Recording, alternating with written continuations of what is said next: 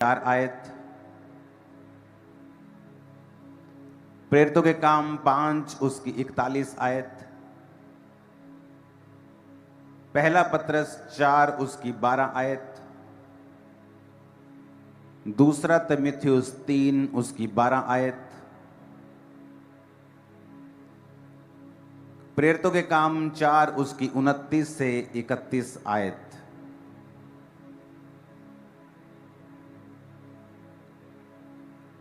मैं फिर से एक बार पढ़ूंगा, आप उसे फटाफट लिख लें और इसको इंटरनेट पे भी डाल दिया जाए एक पोस्टर के रूप में। मत्ती 5 उसकी 10 से 14, यूहन्ना 15 उसकी 18 से 20, मत्ती 13 उसकी 21 आयत, प्रेरितों के काम 8 उसकी 1 से 4।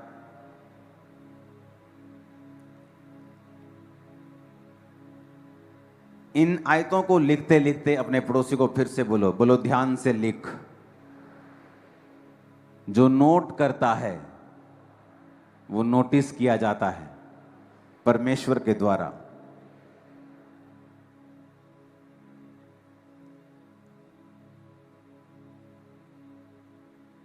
परमेश्वर की सारी आशीषें वचन के पीछे छुपी हैं, सारी ब्लेसिंग्स। और जैसे जैसे मेरे जीवन के दिन बीतते जा रहे हैं और मैं एक्सपीरियंस करता जा रहा हूं, वैसे वैसे मेरा विश्वास और दृढ़ होता जा रहा है डे बाय डे। क्यों? क्योंकि मैं वर्ड को पूरा होते हुए देख रहा हूं, अपने जीवन में भी, अपने जीवन में भी और उनके जीवन में भी जो वचन को मान रहे हैं।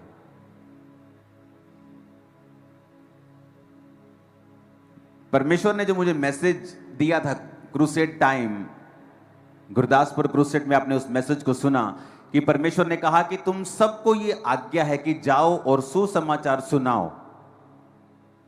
और ये 1-2 साल पहले की बात है जब परमेश्वर ने मेरे हृदय में ये मैसेज डाला था पुराने नियम से कि उसने अपने याजकों को बेस्ट दाख रस, बेस्ट तेल देने का कमांड किया था, वायदा किया था कि मेरे याजकों को बेस्ट चीजें मिलेंगी। ये एक प्रतिबिंब था, ये एक आने वाले समय का एक मैसेज था कि जो लोग मेरी सेवा करेंगे उनकी लाइफ में मैं जो ब्लेसिंग्स दूंगा वो बेस्ट होंगी।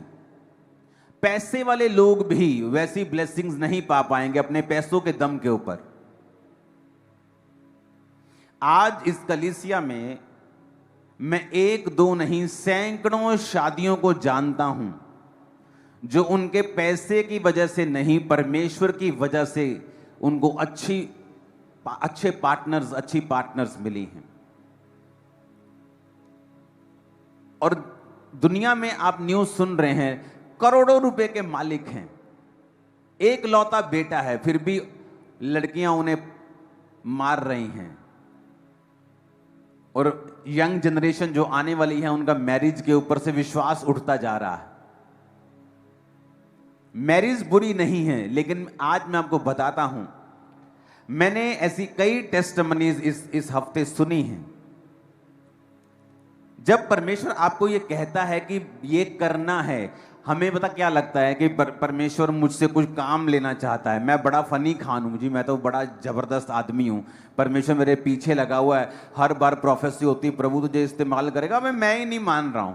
हम बड़े बड़े बनने की कोशिश करते हैं, लेकिन हमें यह नहीं पता कि हम बेवकूफ हैं इस मामले में। कभी इस बात की टेस्टिमनी मत दो कि मैं तो हाथ नहीं आंदा सी, रब ने मैनू इदां छुया। नो नो नो, ये टेस्टिमनी नहीं है, ये बेवकूफी थी जो तुम कर रहे थे। एक टेस्टिमनी मेरे पास आई कि आप चाहे जितने मर्जी भले हों, अगर आप वचन पूरा नहीं कर रहे हैं, आप भले होने पर भी आपकी आशीषें उनसे कम हैं जो कम भले हैं।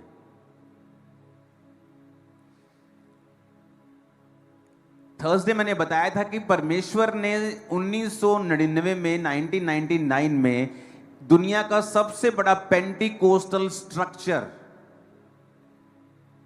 पेंटिकोस्टल चर्च जो नाइजीरिया में बनी थी, वो सबसे गरीब देश में परमेश्वर ने क्यों चुना बनाना? क्योंकि उस पास्टर की गवाही थी कि वो अपने टाइट को भूलता नहीं था जब वो गरीब था, और चर्च का और पर्सनल टाइट वो निकालता था और निकालता था और निकालता था, और परमेश्वर ने उस गरीब देश में भी सबसे बड़ी चर्च को खड़ा कर दिया। आज वही चर्च दुनिया का सबसे बड़ा स्टेडियम बना रही है, जो दुनिया के सबसे बड़े स्टेडियम, इंडिया के सबसे बड़े स्टेडियम से दुगना। क्यों? परमेश्वर साबित करता है कि अगर तुम मेरे वचन को पूरा करोगे, कोई मायने नहीं रखता तुम्हारा देश कौन सा है, जाति कौन सी है, परिवार कौन सा है, बैकग्राउंड कौन सा है, मैं तुम्हें किसी भी रीति से कहीं से भी इतना आशीषित कर सकता हूं। जितना अमीर देशों में उतने बड़े चर्च नहीं बने जितना गरीब देश में बन गया। अमेरिका में भी बहुत बड़े बड़े चर्चेस हैं, लेकिन बात यह थी कि किसी व्यक्ति ने फैसला किया कि मैं परमेश्वर के वर्ड के ऊपर चलूंगा, और परमेश्वर को ऐसे व्यक्ति चाहिए जो वचन के ऊपर स्टैंड लेने वाले हों, और परमेश्वर उन व्यक्तियों को दूसरों को दिखा सके कि देखो इस व्यक्ति ने मेरा वचन पूरा किया, और देखो मैंने इसके जीवन में असंभव काम किया है। आज उस सबसे बड़े गरीब देश में, आज भी उस देश में आप चले जाओ, आपको 1950 वाली फीलिंग आएगी। आपको आप मेन रोड पे चले जाओ, आपको टूटी हुई दुकानें, मोस्टली 90% 80% आपको टूटी हुई दुकानें, गली हुई लोहे की छतें, टीनें आपको मिलेंगी। ऑलमोस्ट एवरी शॉप, यहां तक कि वहां के जो आपको बड़े बड़े क्या बोलते हैं पेट्रोल पंप रास्ते में मिलेंगे, वो भी खस्ता हालत में मिलेंगे। लेकिन वहां पर एक व्यक्ति वर्ड पूरा कर रहा है, और बहुत से लोग उस गवाही से इनकरेज हुए। जब ये चर्च ओपन हुई थी तो लोगों ने और पास्टर्स ने कहा था, तुमने गलत जगह पे चर्च ओपन की है, ना तो उस गांव में कोई क्रिश्चियन है, और तुमने शहर के इतनी बाहर चर्च ले ली है, जलंधर के इतनी बाहर है ये, कि लोग आ ही नहीं पाएंगे वहां पे। और यहां अब मुंबई से भी लोग फ्लाइट पकड़ के संडे आ जाते हैं, कोई फ्रांस से आ जाता है, कोई इंग्लैंड से आ रहा है, कोई यूएसए से आ रहा है, कोई कनाडा से बैठा हुआ है। बात यह है कि तुम लोग वचन को कितना अपने जीवन में लेते हो।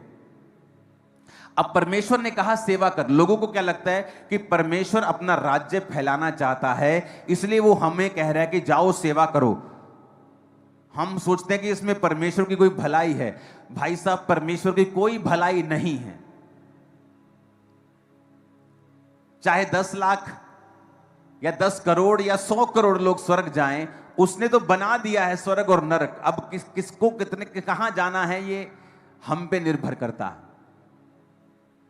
तुम स्वर्ग नहीं जाओगे तो स्वर्ग हिलने वाला नहीं है, बिल्कुल भी तुम्हें मिस करने वाला नहीं है। उसने तुम्हें वचन दे दिया है, तुम्हारे लिए जान दे दी है। अब ये हमारा फैसला है। एक टेस्टिमनी में जो मुझे आई कि एक व्यक्ति जब इस सेवकाई में आकर उसने सब चीजों को देखा और उसने सेवकाई के सब फलों को देखा,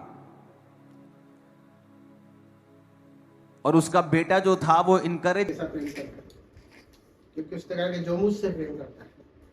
आज अगर मैं बाइबल न पढ़ूं, है ना, आज अगर प्रार्थना ना करूं, तो शायद उसके प्रेम को जान नहीं पाऊंगा, है ना। पर अगर किसी कहने में चलता रहूंगा तो परमेश्वर को नहीं जान पाऊंगा। तो मेरे को खुद को तैयार करना पड़ेगा कि उसको मैं कैसे प्रेम करूं। जैसे आज हम सभी लव मैरिज कर रहे हैं, ये नहीं मतलब सभी का लव था, तो हम अगर किसी को लव लेटर मिला या व्हाट्सएप पे मैसेज आया तो हम दिन में 3 बार देख लेते थे, अरे यार मिस यू करा इसमें करा कि नहीं करा, है ना। अभी बाइबल पढ़ना ऐसा हो गया है जैसे कोई पत्थर उठाना भारी। ये परमेश्वर का प्रेम पत्र है, इसको इस तरह से पढ़ो कि आज कौन सी बात प्रभु मेरे प्रेम के द्वारा बात करें। इसको ऐसे ज्ञानवान, प्रभु को ज्ञानवान लोग नहीं चाहिए। प्रभु को चाहिए कि एकदम मेरे प्रेम में चलते रहे, मेरे रस में बहते रहे, है ना। आज मेरी वाइफ है, उसको ये चाहिए वो चाहिए, हम कितना सोचते हैं। बच्चों को ये चाहिए तो हम बिना सोचे भी समझ जाते कि उसको क्या चाहिए। तो परमेश्वर ऐसा परमेश्वर है जो जाते जाते भी एक पवित्र आत्मा देके गया और बोल के गया कि वो तुमको सब बता देगा, तुमको क्या चाहिए, कैसे करना, और सच बताना अपने अंदर आत्मा से। कि हमारे साथ साथ एक व्यक्ति जो हमसे बात करता रहता है कि नहीं करता रहता, दिन भर करता है ना हमसे। अच्छा, फिर एक परिस्थिति ऐसी आती कि कोई बोलता है कि चल वो काम करते हैं, तो वो अपना हृदय बोलता है मेरे को उधर नहीं जाना था, मेरे को लेके जा रहा है उधर, ये काम नहीं करना। वो प्रबलता किसकी है? वो प्रबलता प्रभु का प्रेम है, वो पवित्र आत्मा है जो दिन भर आपसे बातें करती रहती है, और वही बचा के हमको लेके ही सबको। हम तो ऐसे पछड़ गए थे, सबका जीवन ऐसा है। किसी के पिताजी नहीं थे, किसी के माता नहीं थी, कोई हॉस्पिटल से निकला, कोई का सब कुछ खो गया, कोई सब कुछ कहाँ से स्विट्जरलैंड से व्यक्ति आता, मतलब मेरे को नहीं पता कहाँ रहते जाइए नगर, मतलब सबकी प्रेम कहानी में देखो आप कितनी सारी चीजें। तो ये सब चीजें ऐसी हो गई थी क्या, आज भैया भाभी मिले ऐसे मिल गए थे, हम ऐसे मिल गए, तुम दोनों ऐसे, कोई ना कोई चीज ऐसी बीच में चल रही थी। वहां हम किसी से पूछते नहीं थे, एक मैसेज भी किसी को नहीं दिखाते थे कि भाई देख ले तो मेरी वाइफ ने मैसेज दिया, दिखाते क्या? तो ये एक है ना इंटरनल बात है, इसको ऐसे अदरवाइज मत लेना प्लीज। ये सिर्फ परमेश्वर का प्रेम है, इसको ऐसे पढ़ो, ऐसे है ना स्ट्रेस लेके मत पढ़ो। मेरा एक है ना, इसको आराम से पढ़ो कि बहुत सारे इंसिडेंट्स प्रभु ने बताए उसके अंदर, उससे है ना ये सीखो कि परमेश्वर से कैसा प्रेम उसने किया और परमेश्वर ने फिर उसके लिए कैसा किया। हालेलुया। तो एक लास्ट है जो बाइबल की स्टोरी है, जिसमें मत्ती उसका 36 से 50 तक हम पढ़ेंगे, और मैं खुद ही पढ़ूंगा क्योंकि मुझे पढ़ना है। अध्याय कौन सा? मत्ती 26 का 36।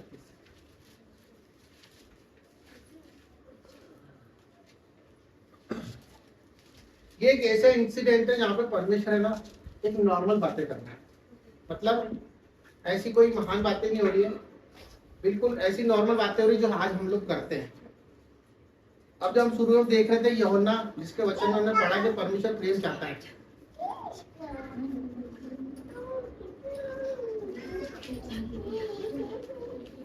अब परमेश्वर कैसा प्रेम चाहता है ये इस विषय में हमको पता पड़ेगा। देखो ये है 36वां वचन। तब यीशु अपने चेलों के साथ गस्तमनी नामक एक स्थान में आया और अपने चेलों से कहने लगा। किससे कहा? चेले कौन है? उसके चुने हुए। कौन है? जो उसके साथ रहते थे। कौन है? जो दिन रात हालेलुया बोलते थे, जो परमेश्वर को बहुत उठा के रखते थे। अरे आप जैसे तो कोई भी नहीं प्रभु, आप ही हो सब कुछ, मैं तो आपके बिना रह नहीं सकता। वो 3 लोग कौन थे? एक पतरस था और एक जब्दी के 2 पुत्र थे, मतलब उनके साथ रहने वाले। अब ये जो है ना इंसिडेंट बहुत दुख भरा है। इसके अंदर है ना परमेश्वर बहुत अपने दिल से ऐसा व्याकुल हो रहा है इस परिस्थिति में। जब वो था, जब उसके साथ कुछ बीतने वाला था, उसको नहीं पता था कि मेरे साथ क्या क्या बीतेगा। तब उसने कहने लगा, यहीं बैठे रहना जब तक मैं वहां जाकर प्रार्थना ना करूं। Hallelujah, hallelujah. मैं मेरे मित्रों को लेके गया हूं और मैंने बोला, भाई तू कुछ नहीं कर सकता ना, आज मेरा दिन अंतिम है भाई, मेरे लिए बैठे रहे 2 घड़ी वहां बैठ जा, बस 2 घड़ी मेरे को हिम्मत मिलेगी, है ना, मैं प्रार्थना करके आता हूँ। क्योंकि हमेशा बहुत सी अपनी पत्नियां डरती है, अरे वो वहां पर वो मैं नहीं जाऊंगी उस कमरे में, तुम यहाँ खड़े रहो। होता है ऐसा, होता है ना कि अरे यार वो थोड़ा सा अंधेरा में वहां नहीं जाऊंगी, तुम खड़े रहो। ऐसा परमेश्वर का हृदय था उस समय में कि है ना, मैं प्रार्थना करके आ रहा हूँ, तुम यहाँ रुकना। वो पतरस और जब्दी के दोनों पुत्र उसके साथ ले आए और उदास और व्याकुल होने लगा। यहाँ पे साफ लिखा है, परमेश्वर जब प्रार्थना करके आया तो वो एक उदास मन से आया। तब उसने उससे कहा, मेरा जी बहुत उदास है।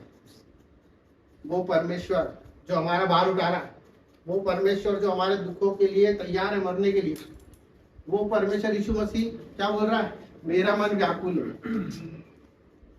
मैं उदास हूँ। होता है, हर एक व्यक्ति जब उसका बीतती है ना तो बहुत उदास होता है, पर उस समय वो कुछ नहीं चाहता है।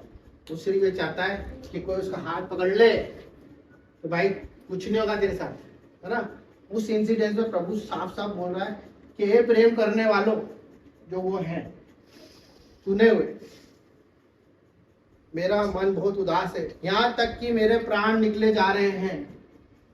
मतलब वो प्राण वहां निकले थे वो अलग चीज है, ये प्राण निकले जा रहे हैं मतलब कि मैं बहुत, मेरी जीविका अलग है, मेरी आत्मा अलग है। मैं आज उस स्थिति में नहीं हूँ जब मैं लोगों को चंगा करता था, उस स्थिति में नहीं हूँ, मैं दुख की स्थिति में हूँ।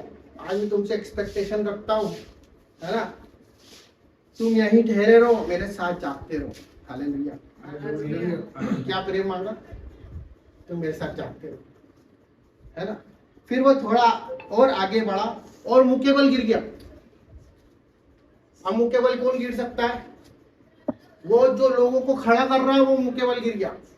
वो यीशु मसीह जो लोगों की पीड़ा झट से ठीक कर देता था, वो मुक्के बल गिरा और गिरने के बाद भी उसने प्रार्थना की,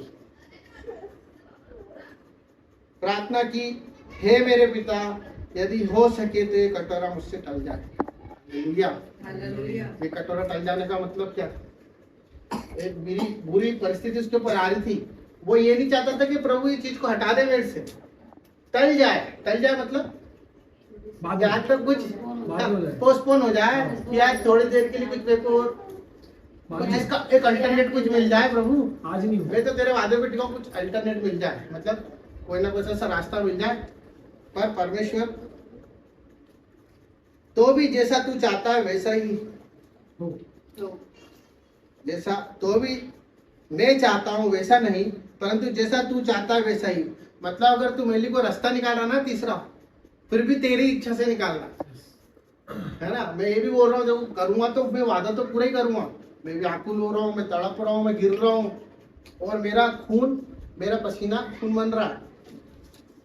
उसके बाद उस व्याकुल स्थिति में भी परमेश्वर फिर आता है। फिर उसने चेलों के पास आकर उन्हें सोता पाया और पतरस से कहा, क्या तुम मेरे साथ एक घड़ी भी नहीं जाग सके? हालेलुया। ये तकलीफ है प्रभु की। वो क्या बोल रहा है, एक घड़ी नहीं जाग सके। वो दिन रात उनके साथ रहते थे, वो उनको रोटी तोड़ के खिला रहा है, सब कर रहा है, जमाने भर में लेता फिर रहा है। वो बोल रहे एक घड़ी जाग जाना मेरे लिए भाई। वो सो गए, पतरस सो गया। फिर भी परमेश्वर ने उन्हें क्षमा किया। क्या तुम मेरे लिए एक घड़ी भी नहीं जाग सके? ये टोंट थी प्रभु की, वो कुछ बुरा नहीं चाहता था, पर उनको उन्होंने बता दिया कि तुम एक घड़ी भी नहीं जाग सकते।